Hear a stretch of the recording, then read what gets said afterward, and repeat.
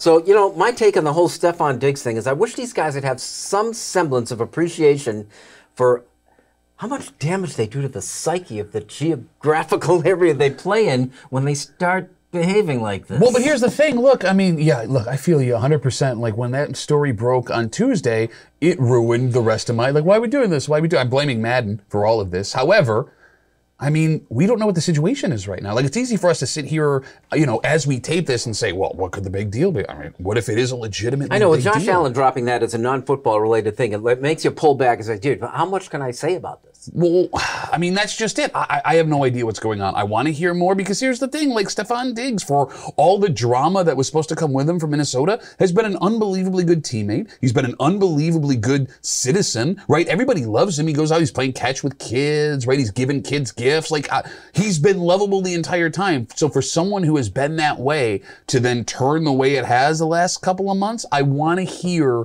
what the deal is before I make a final judgment. All I see is him standing in front of Josh Allen at the end of that playoff game, just berating him in a very public forum. But then you get to Josh Allen basically saying that's a brother. This is what somebody, you know what I mean? I love him like a brother. That sure is high road. That's a hard thing to do. But not only is it high road, it's professional. I mean, let's be honest with you. Allen did not play well in that game. And I know a lot of people want to go back to that moment, but now I'm a little bit more concerned with what Duffy had to say about Stefon Diggs. You ever have a moment where you walk in a room and you feel uncomfortable and you're like, whoa. Every week when I come in here. No, not that uncomfortable. Okay, I mean gotcha. another form of uncomfortable, like we're splitting up the band or something doesn't feel right or there's a bad vibe here.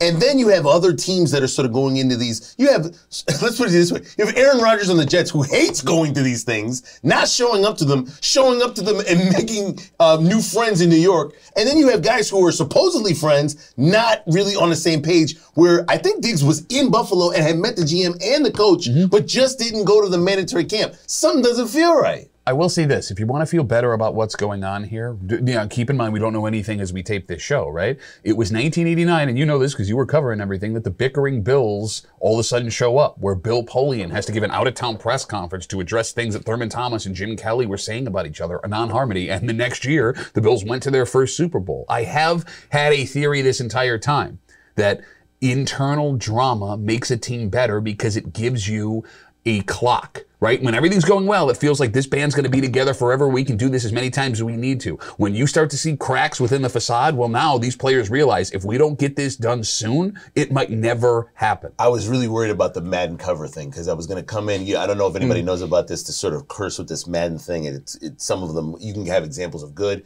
more examples of bad. But the one with the fans kind of worked for me. I hope they use that one. It's great. They put that out a week later that his starting wide receiver doesn't practice at camp. There's no way out. I mean, in terms He'll of be in Bills, the game, Duffy. Don't worry. The first thing you hear is, kind of the idiotic reactionary thing is trade him, do it. There is no out here for Buffalo. If you trade Stefon Diggs, $14 million in dead cap this year, $30 million dead cap, they're handcuffed to each other. Man, it is what it is. And look, Josh Allen said it, and I'm paraphrasing on Tuesday in his post-practice comments.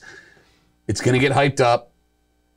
It's not like we play a game on Sunday. It's June. Everything, I mean, heck, he could show up to the rest of the days of minicamp and everything's totally fine and everything's blown over. Just deep breaths. That's important. That's Dude, important. If he's not on this team, you're going into a very uncomfortable season. He has to be. There's no way he's not. No, I'm saying, like, want that. Financially, there's no way he's not. I get you.